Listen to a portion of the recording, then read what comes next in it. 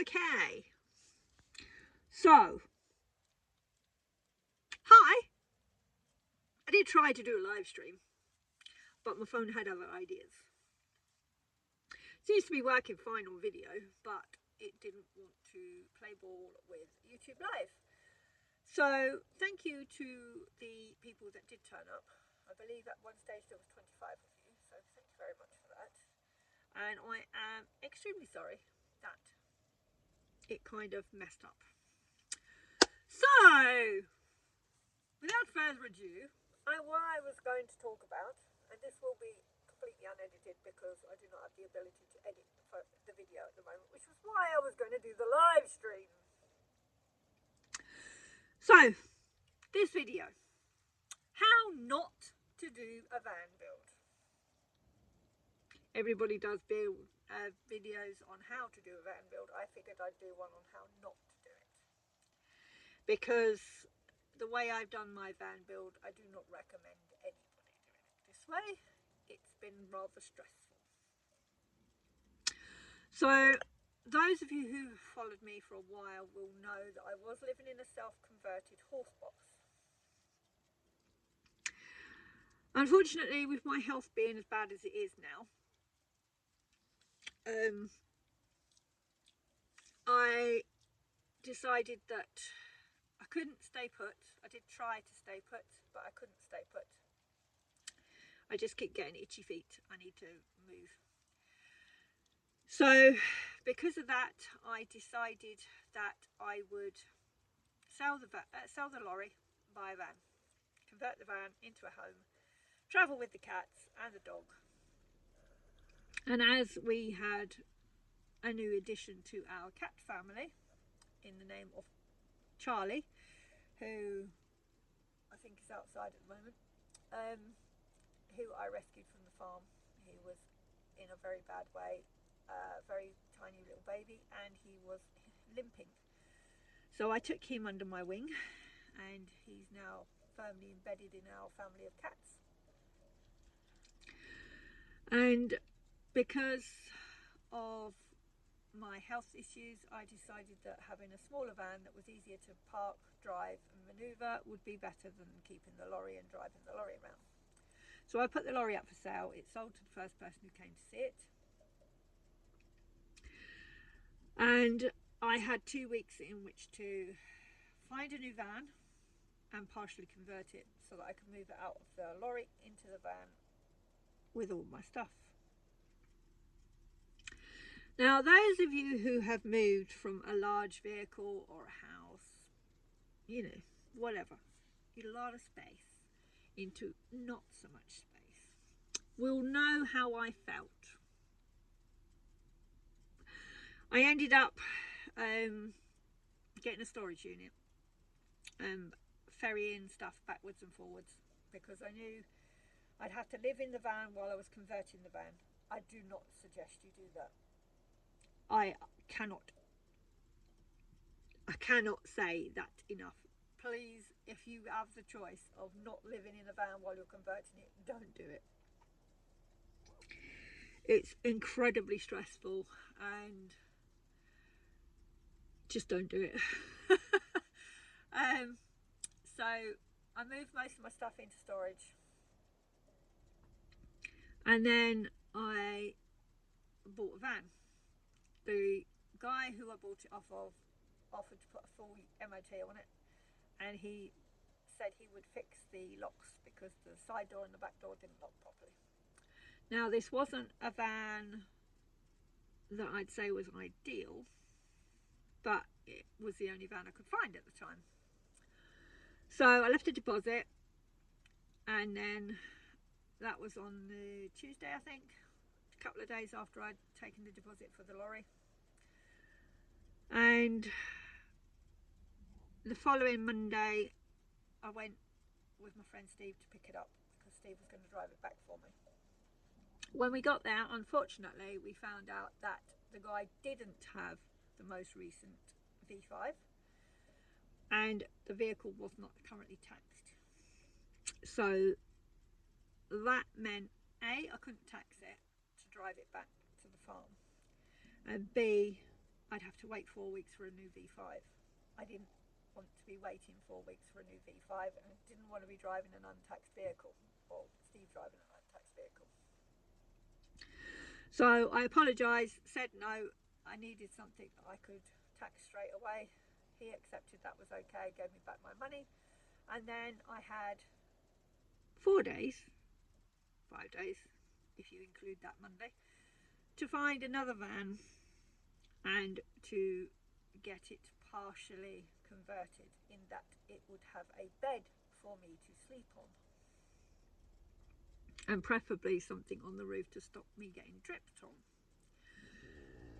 So I came home, searched Facebook, searched Auto Trader, searched everywhere, eventually came across a van that was not too far away, was in the budget, and actually had windows because it was a crew cab. So we went, messaged the guy, arranged to go and see it on the Wednesday. Couldn't go and see it on the Tuesday because he was working, so that was cutting down my timescale quite considerably. But I continued taking stuff backwards and forwards to the storage unit, trying to get as much out of the lorry as I could, so on the day that it went I wouldn't have so much to move. And on the Wednesday went to see this van. It was as it was described, everything was working okay, and so I bought it. Now initially when I bought it, the plan was to only spend £1,500 on converting it. That plan was scrapped pretty much straight away, because my original plan was to go with a leisure battery, not lithium. After some considerable thought, I decided that was not a good idea. Didn't want to have to get up and start the engine, in order to start my diesel heater, because there are some mornings when I am in too much pain and need to be able to just take the remote and turn it on so that I can get warm before I get out of bed. So scrap that idea. Also decided that I wanted a few other options for charging the battery, said battery. So I upped my budget to 2,000. I haven't checked it recently, but I think I'm either just under the 2,000 or just over the 2,000. I will double check before I do the proper tour video when I've completely finished the van, because as you can see, it's not finished yet. So we picked up the van on the Wednesday, we drove it straight back, taxed it, insured it, drove it straight back. It's insured with Howdens on a camper in conversion, and so it's all legal and above board. And we ripped the, because it was crew cab, it had half of the van had a, halfway through the van rather, there was a bulkhead, and then there were seats behind the driver and passenger seats. So on the Wednesday we ripped out the bulkhead and went over to B&Q and picked up some CLS timber for the bed frame. Three lengths of CLS timber for the bed frame. I already had 2 sheets of marine ply, 3/4 inch marine ply, which I'd taken off of the old partitions from the horse box. So one of those is under my mattress that I'm sitting on at the moment, and the other one is on the floor in the living space. So I didn't need to buy, I only needed to buy 3 lengths of CLS timber for the bed. I have bought some framework timber, a few packets of framework timber. I spent about 100 quid on those, and I bought some 4 foot by 2 foot second-hand sheets of ply. I got about 13 or 14 sheets for 30 quid. And I bought the tongue and groove for the roof. So I've spent about, I think, 220 quid on wood. The rest of the wood that I've got, that I've built out with, is wood I've got for free. So some of the wood bits that I've got I picked up via my friend, who I'm currently cat sitting for, because she works at a place where they build camper vans, so they've always got loads and loads of offcuts. So I went over there a couple of times and she bought a couple of loads back for me as well. So I got a load of offcuts and basically have built my kitchen and my seating, etc., out of offcuts, which is why it is not perfect, but it is cheap. So I don't recommend living in your van whilst you are converting it. I especially don't recommend it if you have animals, because it's somewhat difficult working around 4 cats, a dog, yourself, and all your stuff. I was extremely grateful to Steve for doing my electrics and my diesel heater for me whilst I was doing the cladding and building the kitchen and everything else that I was doing, insulation, whatnot, because he saved me a good week's worth of work. The majority of the build was done in February, so in bitterly ice cold weather, where it was either hammering down or snowing or both, I was absolutely frozen stiff most of the time. We got the diesel heater in fairly quickly, and the battery, and then until we had fitted the solar panels on the roof and got the B2B system installed, DC to DC system installed, I was running off of a cable hanging out of Steve's lorry, so that I had power in here, and charging up my 2 battery banks in Steve's lorry whenever we needed to. So I'm hugely grateful to Steve for all that he did in helping me get as far as I got. But basically, in the first 4 weeks, well, 24 days to be precise, the first 24 days that I had my van, I had done the bed, I had built a kitchen unit, I had insulated everything, I had cladded the roof, most of the roof, I'd fitted the battery, Steve had fitted the battery, done the electrics, installed the diesel heater, installed the electric hookup, installed the DC to DC charger, and we put solar panels on the roof, and I cut a hole in the roof and put my roof vent in. And then I left the farm because I was desperate to get off that farm. That farm was so depressing, so stressful, and costing me an absolute fortune. And I didn't have an awful lot of money, because although I'd sold the lorry, I didn't get as much as I'd paid out for it. So buying the lorry and fitting it out cost me a lot more than I sold it for. So I lost a lot of money on that lorry, but it was the right thing to do at the time. So I left that farm and came here to my friend's place because she needed a cat sitter, because she's away out and about. So I came here and I have been able to crack on with finishing the van. I was originally going to have my initial temporary setup for the kitchen, which was a little L-shaped kitchen by the side of the bed and seating and that, for a while, but after living with it for a week or so, it wasn't working. I could not cope with it. As some of you know, I have autism and I have ADHD, and I just could not cope with it. It was too stressful trying to cook. There was nowhere to put anything. I had a couple of flip up tables, but that didn't help.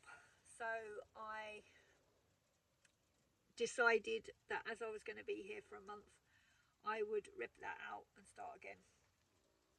And that's basically what I've done. Unfortunately, my body being what it is, because of the fibro, and because I worked myself to the bone throughout February trying to get this done enough to be able to leave the farm, I kind of screwed myself over a little bit. And I'm now in a position where I get a nice day and I crack on, and then for the next day or two afterwards I am incapacitated. And I try not to push myself on the nice sunny days, but unfortunately, because there's so few of them, I don't really have a choice. I really need to crack on with it. It's really starting to get to the point where it's driving me nuts now that it's not finished. So when I do get a nice day, I crack on with it. Obviously, last night, Storm David hit us. Typical that it's called David, and all the Davids in my life have been absolute bastards. So it was only right that David would cause so much fucking chaos last night. Not only did he keep me awake all night long, bar about an hour and a half that I had this morning, it also caused a lot of stress because I've got some pieces of wood outside and boxes with my tools in outside, which was covered over with a tarpaulin, and the bastard kept pulling the tarpaulin up, blowing the tarpaulin off. And I got up 5 times last night to put the cover back on, weigh it down with the spare tyres that are out there, and it still blew the cover off and ripped it in one place. And it got to the point where after the 5th time I was really, really hurting. I was really, really cold. I was soaked through because it decided to hammer it down with hailstones at the time I went out there on the 5th attempt. And I just covered it up as best I could and thought, I'm going to have to leave it. I'm going to have to go back to bed. I'm going to have to try and warm up. Put the diesel heater on. Tried to warm myself up. Could not get warm. Took me 4 hours to get warm. And then went outside at 8 o'clock in the morning, and it was all soaked because the cover had blown off again. So I wasn't in a very good mood this morning. And I certainly wasn't in a very good mood when I went to open my external hard drive to collect today's video, which this is replacing, to find that my hard drive had decided to corrupt itself, and with it my 4 hours of patient editing to get this video done. So I do apologise that this is just a talking head video and there is no actual footage at all that I had planned to show you, because it is all on that hard drive, and that hard drive is now toast. Which is why this video has not been edited, and why I was planning on going live, but obviously my phone and YouTube had other ideas. So future plans, because I did say that there was going to be some news of the future. Long term, I get a little bit stressed filming at the moment. I certainly get a lot stressed editing. I don't have the funds available at the moment to buy another hard drive, so I'm going to limit my videos for a while, for the next 4 or 5 months at least, to once a month. And I'm going to concentrate more on my Substack account. I've got a blog over on my Substack account. Now, you don't have to be a paid subscriber to access the blogs. The blogs are all free, but I will be doing some live videos and uploading some short videos over on that for my paid subscribers. So if you want to be a paid subscriber, it's only £3.50 a month, and that will help me out and it will also mean that you get a lot more information about van life in general, the highs and lows, what it's like living with fibromyalgia, what it's like being menopausal, well, having gone through menopause and the associated crap that comes with it, and what it's like living with autism, ADHD, being late diagnosed, and obviously I have CPTSD. So if you'd like to keep up with everything that's going on, I will be uploading on there on a very regular basis. You know, most 3 or 4 times a week at least. There will be a blog post up and a video once or twice a week. Either a video or a live once or twice a week for the paid subs. So links in the description down below. The next video that I do will be the tour video once I've finished, and hopefully that won't be too long, and then I'm hoping that by the time I've finished this, I'll have replaced the hard drive and I'll be able to actually edit videos, and I'll be able to do a proper tour video and show you everything. It won't be finished as in it won't be painted and decorated nicely. Sorry, I got itchy nose. But it will show you the layout and show you what I've done, and I will go through everything that I've bought, how much I spent, and there will be links, affiliate links, obviously. What YouTuber doesn't give affiliate links? But there will be affiliate links in the description for all of the items that I've bought. So yeah, third time lucky perhaps that this video gets out. I'm sorry to the 25 odd people that showed up to live that didn't work out. My phone just kept turning itself off. I don't know what was going on with it, because it's recorded this 22 minutes perfectly fine, but after a few minutes on live it just decided to turn itself off. So I have no idea what that was all about, but I do apologise, and I will see you in about a month's time with a tour video. So thanks again for everybody that turned up to the live. I'm so sorry that didn't happen, and me and the animals will see you soon. Bye.